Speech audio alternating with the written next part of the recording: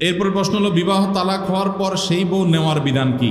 তালাকের পর স্ত্রীকে যদি কেউ ফেরত নিতে চান, তাহলে সেক্ষেত্রে তালাকটা যদি ফেরত নেয়ার মতো তালাক দেয় তাহলে ফেরত নেওয়া যাবে।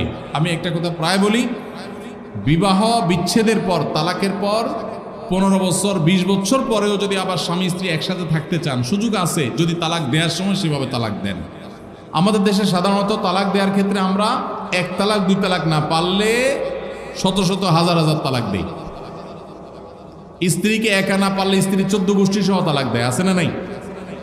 এগুলা বিভ্রান্তি। যারা বিবাহ করেছেন তাদেরকে বলছি, আর যারা বিবাহ করবেন তাদেরকেও বলছি, খবরদার, দাম্পত্য জীবনে স্বামী স্ত্রীর মধ্যে যত বোঝাপড়ার গরমিল হোক, যত গন্ডগোল ফাসাদ হোক, কখনো রাগ উঠলো আর তালাক ঝেড়ে দিলেন, এই কাজটা কখনো করবেন না।